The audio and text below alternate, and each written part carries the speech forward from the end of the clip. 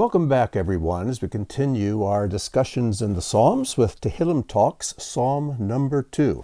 This is an amazing psalm, and it packs so much into these 12 short verses. So let's begin by doing this. I'm going just to read straight through the psalm, and I want you to notice the 4 divisions. Verses 1 through 3 begin with a question, and then the kings of the earth speak. And this is what is said. The question: why do the nations rage and the peoples meditate emptiness? The kings of the earth take their stand, and the rulers take counsel together against Adonai and against his Messiah, saying, "Let us burst their bonds apart and cast away their cords from us." And then the next 3 verses, God speaks. He who sits in the heavens laughs. The Lord holds them in derision. Then he will speak to them in his wrath and terrify them in his fury, saying, "As for me, I have set my king on Zion, my holy hill." And then in the next 3 verses, the Messiah speaks. I will tell of the decree. Adonai said to me, "You are my son. Today I have begotten you. Ask of me, and I will make the nations your heritage and the ends of the earth your possession. You shall break them with a rod of iron and dash them in pieces like a potter's vessel." And then in the last 3 verses, it seems like the psalmist himself, the one who's writing the psalm, is speaking, or maybe it's Messiah who's continuing to speak. Now therefore, O kings, be wise. Be warned, O rulers of the earth. Serve Adonai with fear and rejoice with trembling. Kiss the Son, lest he be angry, and you perish in the way, when his wrath is kindled but a little, or soon. Contented are all who take refuge in him. So we have 12 verses. The first 3, the kings of the earth speak. The next 3 verses, God speaks. The next 3 verses, Messiah speaks. And the last 3, it seems like the psalmist himself is then speaking to the reader. So let's go back through and take some time and look at a few details that I think will help open the psalm to you. Now, before we do that, I just want to share something with you. My purpose in doing the Tehillim Talks is not that you understand each psalm thoroughly, completely, totally, and have no questions ever the rest of your life about that psalm. I don't think anyone could accomplish that task. What I want to do is give you some tools that will allow you to unlock the psalm, to look at it a little more deeply, so that in the future, for the rest of your life, whenever you read this psalm, it'll speak to you a little bit more. So I'm here to help clear away some of the obstacles that might prevent you from looking a little bit more deeply into the psalm and to unlocking a few of its secrets. So let's begin. The question: why do the nations rage and the peoples meditate emptiness? That word meditate is the exact same word that is used back in Psalm 1 that we looked at last time, the word hagah, to meditate, just to be still, to be quiet, and to draw close and to look at something. Now we are to meditate upon God's Torah. We're to look at it and let it breathe into us. We draw close to God through it, and he draws close to us. But that's not what these nations are doing. They're meditating rik. They're meditating emptiness, nothingness. Now, I mentioned it last time, I believe, that the difference between biblical meditation, which is always on God's Word, and the kind of meditation practiced in Eastern mysticism is that in Eastern mysticism, they meditate on nothing. They meditate on emptiness. You want to empty your mind of everything. And God never wants us to empty our minds. He wants us to meditate on something that is in our mind, which is his word. So the question is, why do the nations rage and the peoples meditate emptiness? Maybe one of the reasons they rage is because they're meditating on emptiness. Maybe if they meditated on God's word, they wouldn't be so angry. And then it says, the kings of the earth take their stand. Remember in Psalm 1, It opens with, "Contented is the man who walks not in the counsel of the ungodly, nor stands in the way of sinners, nor sits in the seat of the scornful." But now here we see the kings of the earth taking their stand. And the rulers take counsel together against who? Against Adonai and against his Mashiach. The word Mashiach, which we translate Messiah, and that in Christianity and in the Greek scriptures translates Christos or Christ, literally means anointed, one who is anointed. David refers to himself as a Mashiach. And we see different Mashiachs, different anointed people throughout the scriptures. And what we must remember when we see the word Mashiach is to look at the context and try to understand whom it is speaking about. Now, in Scripture, there were 3 offices where the office holders had to be anointed. The prophet was anointed, the priest was anointed, and the king was anointed. So we have 3 positions that require anointing for inauguration into that position.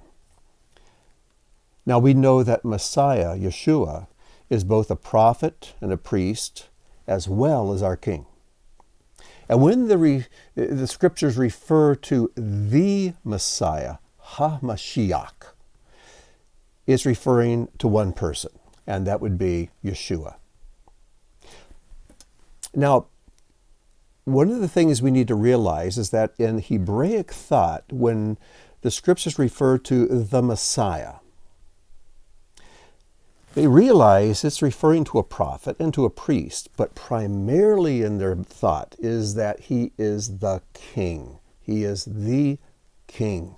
And so when you read in your English translations and you see Christ Jesus, or as we would say, Messiah Yeshua, in your mind, just take that and interpolate it into King Yeshua, King Jesus. He is the King. I am amazed at how many of my evangelical friends, they can tell you about Jesus, but when I ask them what the word Christ means, they're a bit of a loss. They don't really understand the office of the Messiah. But when I speak to my Jewish friends, they may not be able to tell you much about Yeshua, about Jesus, but they can tell you a great deal about the Messiah and who he is. And what we need to do is we take the Hebrew scriptures and the apostolic writings and put them together. We know who Yeshua is, and we know what Messiah is, and we realize that Yeshua is that. He is the King. And that should be the overarching idea in our minds whenever we see the terms Christ Jesus or Jesus Christ, the King Yeshua.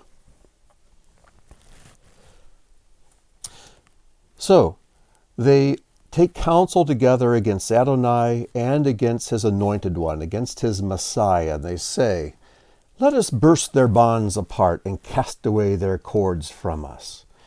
Boy, doesn't that sound like the world today? Anything that smacks of biblical morality, biblical virtue, biblical standards, the world wants to throw them away, as if that is the source of all of our problems. But just the opposite is true. By casting away the scriptures, by moving away from the Word of God, that has been a source of our problems. And the only thing that will solve the problems we have today is for people to move back to God, back to his Word, and back to his standard of how to live this life. But we see the nations raging. We hear the noise they make as they try to throw away any restraints that the Word of God might try to put upon them. Now that word there for bonds, "let us burst their bonds apart," is a very interesting word. The plural word that is used here is the word mosrot, moserot. And it comes from a root, musar. Now, musar is a very important word in the scriptures, and it's an important area of study. You find this word in the book of Proverbs more than any other book of the Bible. In fact, it's used 30 times in the book of Proverbs. Sometimes the translators translate it as instruction. Other times they translate musar as discipline. And in one place, the New American Standard, it's translated as punishment. But the best way to think of musar is instruction and discipline together. Instruction that requires discipline. Let me give you an example. If you come visit me and I look into the backyard and I point out maybe some of the wildlife, that's a Canadian goose and that's a gray squirrel. If you didn't know that before, you've just received some instruction, but there's no discipline involved. On the other hand, if I sit with you and start trying to teach you how to play the piano, now that's going to require a lot of practice on your behalf to master that instrument. And so I can give instruction, but there must be practice. There must be self-discipline, self-control. There's going to be some sacrifice involved. And that is the sense of the word musar. In the Jewish world, people will study the scriptures each day, but they'll also study a book of musar. And many of the great rabbis over the centuries have written works of musar, books that will help you develop your character traits, will help you to practice self-discipline, to overcome faults and addictions and habits and replace those with better habits and a better way of living. And if you look closely as you read the apostolic scriptures, you're going to see that musar, self-discipline, self-improvement, working on your soul, becoming more like a Messiah, being a disciple, requires a great deal of self-application, self-discipline. So musar is a theme that runs throughout the scriptures. And almost every time we're given a commandment concerning ourselves, there's an element of musar there. So the nations rage and they say, let us throw off their moserot, all their bonds, anything has to do with self-discipline and self-control, and cast away their cords. And the word for cord there is a word that is avot. It sounds just like the Hebrew word avot, two words that sound exactly the same. They're homophones. But the word used here, avot, means the ropes. They're the kind of ropes that would fasten a yoke to the neck of an ox. But the other word avot, pronounced exactly the same way, just spelled a little differently, is the word that means fathers. So if you hear someone speaking Hebrew and they say avot, they can be talking about ropes or they can be talking about the fathers. And the fathers being Abraham, Isaac, and Jacob. Whenever you read in the scriptures and it refers to ha'avot, the fathers, it's referring to Abraham, Isaac, and Jacob. And I think this is a bit of a play on words because the nations, as they want to throw off the ropes of the yoke that God would have us yoked to, they're also throwing off the heritage of Abraham, Isaac, and Jacob, these patriarchs of the people of Israel. So, this is what the kings of the earth are saying. So in verse 4 now, God speaks. It says, he who sits in the heavens laughs. I have to think back to Psalm 1, where it talks about the seat of the scorner. The scorner is one who seats himself and he looks down his nose at people and he criticizes them. He derides them for the way they live because he knows better than anyone else. The scorner is a master of criticism. He's a master of finding fault. So here's the scorner sitting in his lofty perch looking down at everyone else as being inferior to himself. But verse 4 says, he who sits in the heavens laughs because he's looking down at the scorner. Even the scorner has one who scorns him. So he who sits in the heavens laughs. The Lord holds them in derision. He scorns the scorner. Now, the word here for the Lord is the word literally Adonai. Now, whenever we encounter God's name in the scriptures, Yud, He, Vav, He, the Tetragrammaton, we don't know how that's pronounced. And there are warnings in the Torah and in Jewish tradition against even trying to pronounce God's name. And let me remind you that God's name is a verb. And the way we pronounce it is through our actions, not with our lips. We don't know how it's pronounced. There's well over 1,000 ways it could be pronounced, and maybe none of those are right. And so when we come to God's name in the scriptures, we substitute the words Hashem, which means the name, or we'll say Adonai, the Lord, the Master. In the New Testament scriptures, often they would simply say heaven. And it's a way of avoiding pronouncing God's name, but letting the reader know who we're talking about. But here, it's actually the word Adonai, the Lord, the Master. And the way you can tell in your English translations is if you see the word Lord in all capital letters, it's referring to Yud He Vav He. But here, when it's not in all caps, it's in lowercase with a capital L, then you know that it's referring to the word Adonai, Lord. It says, then he will speak. So God speaks. He will speak to them in his wrath and terrify them in his fury.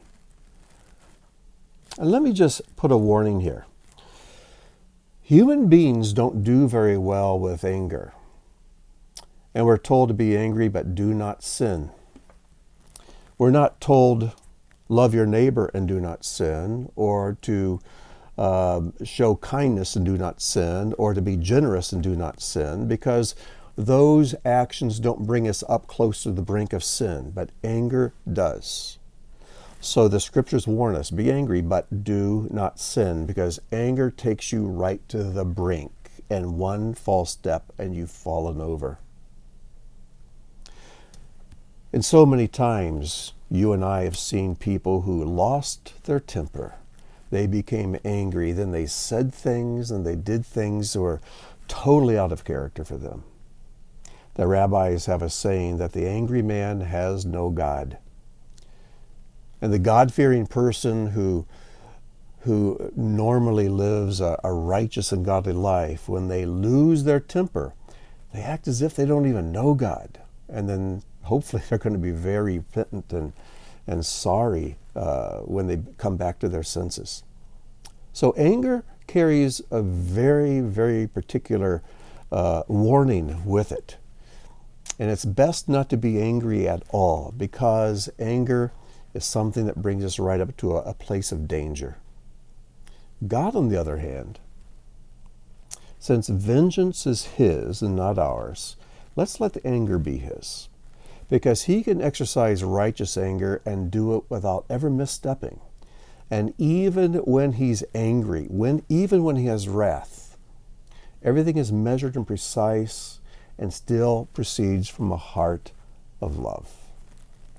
So when he's angry and he speaks, he never loses his temper. Everything he says is spot on.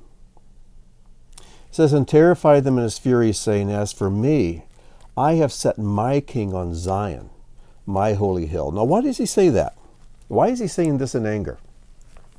It's because the kings of the earth come together, as we see in current events today, and they stand against God and his righteousness. And they want to rule the world. They want to control this world, doing things their way. And they want to throw off God's musar, God's standards, God's word, and they just simply want to live life without any restraints on their own desires. But God scorns the scorner. And he says, as if to say, listen, you kings of the earth, I've picked a king, and he's none of you. And I've taken my king, and I've set him on Zion, my holy hill. My king doesn't reign in Washington, D.C., or in Rome, or in London, or in Moscow. My king will reign in Zion. That's where my king will be found. So do what you want to do. Do your worst. But I have a king that I've picked. And then he tells us, we find out next what this king will do. So now the Messiah, the king himself, speaks. Now, as I say that, David is called a Messiah in the Hebrew Scriptures because he was God's anointed king. And Messiah, Yeshua, is the Messiah. And he's called the son of David, the Ben David. And when it says this, it's not just indicating that he descends from David, but that he is the king who is like David. In other words, it's almost like in David's life, God gives us a little photograph of Messiah. The photograph is not the Messiah, but it is a shadow, a foreshadowing of the Messiah. And we find so many things in David's life that exactly parallel Yeshua's life. Now, with that said, we know that David sinned. He was human, and he messed up. And our Messiah never does. So I didn't say the photograph was perfect. No photograph is. But the photograph of David is one of the best photographs, one of the best foreshadowings we have concerning our Messiah, who is the son of David. So when we read about David and his references to himself as the king, it's as if God's Spirit is speaking through him in the voice of Messiah. And so we need to recognize this and see that God is doing two things at once. David's writing a psalm, but it's God's Spirit writing the psalm through his hand, as if Messiah himself is expressing his mind. And this is what he says, verse 7, I will tell of the decree. Adonai, this is Yud-He Vav-He that's speaking, said to me, you are my son. Today I have begotten you. Now, where in David's life did God actually come out and say those words? If you look in the scriptures, you won't find them. But I think it is a reference to 1 Samuel 16, verse 13. And this is when Samuel came to the house of Jesse. God had sent him there to anoint the next king of Israel because King Saul had not worked out so well. He had fallen away, and, well, you know the story. And so Jesse brings his sons out, and they all look great. They look like kings. And Samuel goes from one to the next, and he can tell that none of these are the chosen one. And he says, you sure you don't have another son lying around here somewhere? And Jesse says, oh, well, there's little David. You know, he's out in the field watching the sheep. Samuel said, bring him in. And you know the story. David is brought in, and when Samuel sees him, he anoints him. This is the king. And it tells us there, then Samuel took the horn of oil and anointed David in the midst of his brothers. And get this, and the Spirit of Adonai rushed upon David from that day forward. It just rushed up on him. I think this is the place where somehow there's an interaction between Samuel's spirit, David's spirit, God's spirit, and David realized God was speaking to him, you're my beloved son. Today I've begotten you. Today I've adopted you and brought you into my family, and you are the king of Israel. You're the forerunner of the Messiah. And it seems like this is the place where that happened. Now this phrase, this passage here in Psalm 2, you are my beloved son.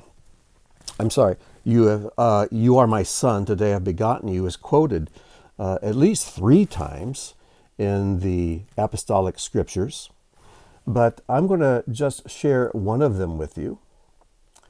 Paul is on a missionary journey, and he has come into the area of Antioch, and it's Shabbat, so he goes into the synagogue. They read from the Torah, they read from the prophets, and then they invite any of the other rabbis and teachers in the congregation to come forward to share a word. And of course, Paul's not going to pass up that opportunity. So you can read about his entire teaching there in Acts 13. But I want to draw out just these two verses. In verses 32 and 33, he speaks about the resurrection of Yeshua. And he says, "And we bring you the good news that what God promised to the fathers, this he has fulfilled to us, their children, by raising Yeshua. As also it is written in the second psalm, 'You are my son, today I have begotten you.'" Now, Paul is taking this phrase from Psalm 2, and he's applying it to Yeshua's resurrection and saying that when Yeshua was raised from the dead, that was like a sign to the entire world for all history that this is my special son, and there is no other quite like him. So yes, I believe that when David was anointed as king by Samuel, that's when David heard this, "You're my son, today I've begotten you." But Paul is like opening that up and saying, but here is the fulfillment of that. And when God rose Yeshua from the dead, that is what he's really proclaiming. Look, this is my son. Today I've begotten him. This is something brand new. Because Yeshua is the first person to be raised from the dead to never die again. We see other people raised from the dead in Scripture, but they were raised from the dead only to die a second time. Yeshua was risen from the dead to never die again. This is something new.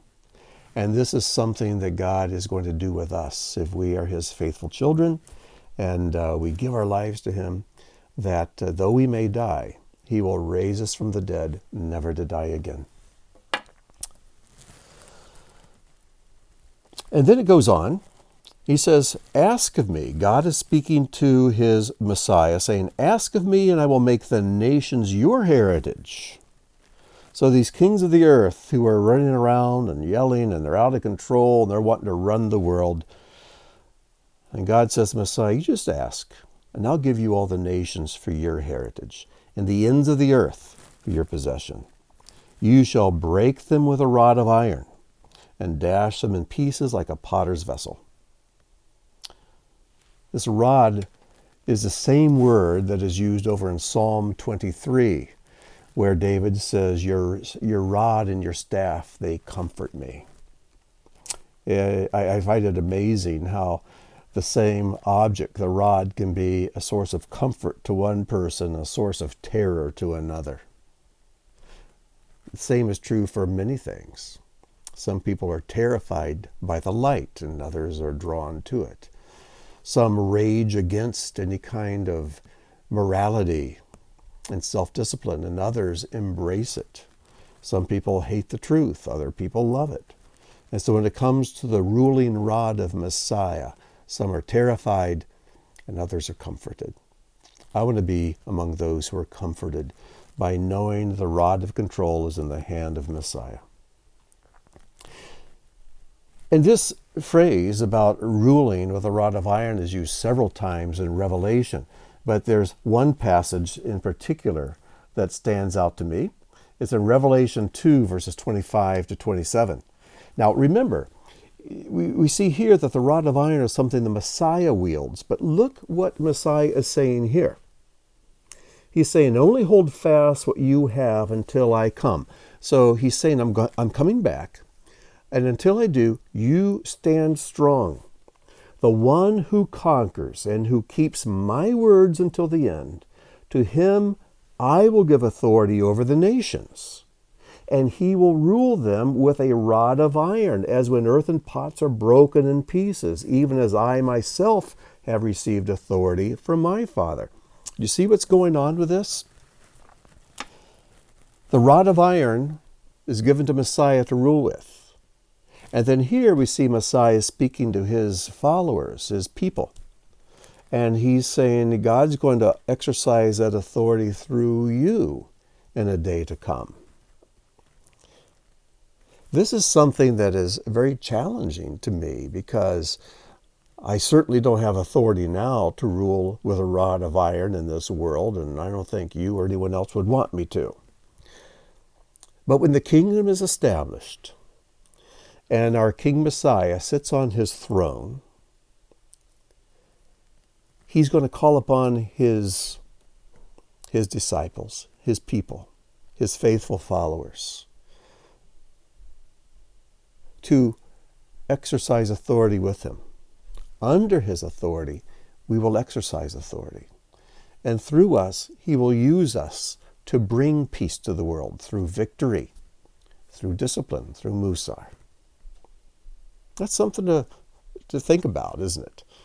But if we are the body of Messiah, then what Messiah does is done to a great degree through us. And so right now we're to be his mouthpieces, but there's a day coming when he'll use us also as his disciplinary force in the kingdom to come. It's hard for me to wrap my mind around. I just can't picture my sweet 89-year-old mother when she passed away, as sweet as she was, running around the world with a rod of iron, knocking heads. So I'm sure I'm picturing this entirely wrong. But there's something going on here where God is going to use his people to represent him in the world so that there is going to be peace and safety, and there will be a control and just peace in his kingdom. Now, in these 3 verses, there's something I want you to notice that I think is not accidental. I don't think I'm making this up. Verse 7 says, I will tell of the decree. Adonai said to me, you're my son, today I've begotten you. That speaks to me of the past. That speaks to me of Messiah's first coming. And as Paul said in his sermon in Antioch, when God raised him from the dead, it's like he's proclaiming the world, this is my son, today I've begotten him. So we're talking about his first advent. Then verse 8 says, ask of me, I will make the nations your heritage and the ends of the earth your possession. That is something that I think is taking place today. As the good news of the kingdom goes out into the uttermost parts of the world, we see people giving their hearts to God, turning ownership of their lives over to him. And we see people from every tribe and nation and tongue just giving their lives to the Lord. So this verse speaks to me of the present, of what's going on now and has been going on for nearly 2,000 years. But then the next verse, verse 9 says, you shall break them with a rod of iron and dash them in pieces like a potter's vessel. This speaks to me of his second advent when he returns. In his first advent, he came as the lamb. And we know that when he returns, he comes back as a lion. Now, there's no contradiction between the two, because the Lion of the tribe of Judah appears as a lamb who was slain, but they are one. And no one's threatened by a lamb. And Yeshua did nothing threatening. He made no one do anything. He came and let people do to him what they chose to do, and they chose to crucify him. But when he returns, he's going to do what he wants to do. And he's going to come back to rule as the king, as the Lion of the tribe of Judah. And I think that these 3 verses speak of his first advent, the present era, and then his return. So you think about it and decide if that rings true in your heart or not. And then we come to the last 3 verses, verses 10 through 12. And I believe the psalmist is speaking here and says, now therefore, O kings, be wise. Practice some wisdom. Don't be stupid. Be wise. Be warned, O rulers of the earth. Serve Adonai with fear and rejoice with trembling. Kiss the Son. Now, translations vary all over the place with this. In Hebrew, it's nashku var, nashku, kiss var or bar, son. And what throws people is usually in the Hebrew, they use the term ben for son, And bar is the Aramaic word for son, like Simon bar Jonah, Simon, the son of Jonah, or a young man becomes bar mitzvahed, becomes a son of the commandment. And it's unusual to see the Aramaic word used this early, back in the book of Psalms. And yet, that seems to be exactly what the psalm is saying. Kiss the Son, show homage to the Son. Show your loyalty and affection to Him. Embrace Him now, where you can have joy in doing so, instead of later being one of those who has to do a drum roll on your head with a scepter of iron. And He's saying, be warned, be wise, turn to Him now. Because more blessed are those who believe without seeing than those who believe because they do see. And everyone will see in the day to come. So kiss the Son, lest He be angry, and you perish in the way when His wrath is kindled soon or a little. And then it ends with, contented are all who take refuge in Him. And that word contented, if you recall, is the same word that Psalm 1 began with, the word ashrei, contented. So Psalm 2 circles us all the way back to Psalm 1. You know, if the kings of the earth followed the advice in Psalm 1, they would not be so angry and upset and acting foolish as we see them behaving today. And so Psalm 2 circles around and says, be wise, be warned, and change your life. Quit behaving the way you are. And contented are all who take refuge in Him. That's where I want my refuge to be, especially in these last days as we see the world being shaken to the degree that it is. Take our refuge in Him. Kiss the Son. Be wise. Be warned. And then later, we will rule and reign with Him, whatever that looks like. I'm going to close with this. In the Septuagint, in the ancient Greek translation of the Hebrew Scriptures, Psalms 1 and 2 were written as one psalm. And there is other evidence that these two psalms were at one time one psalm.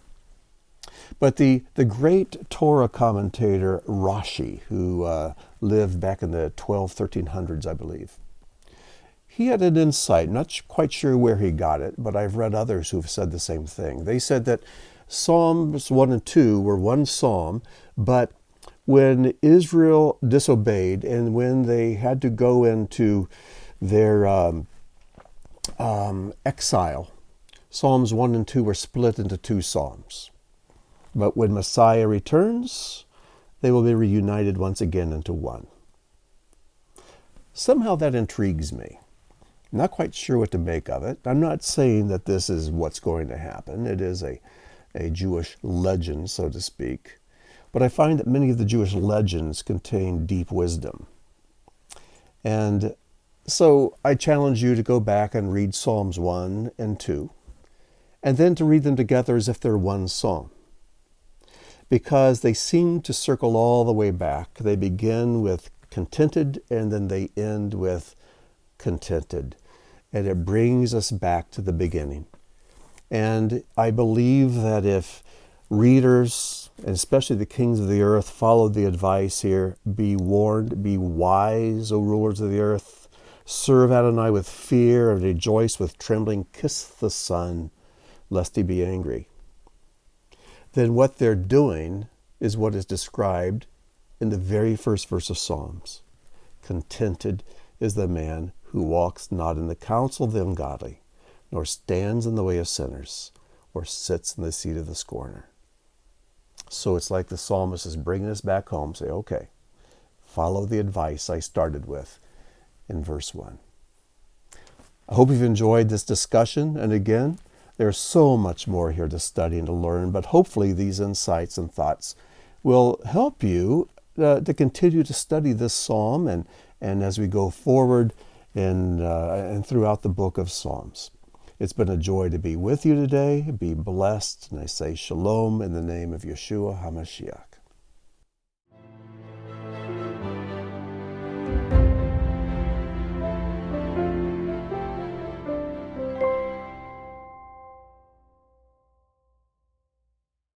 enough said.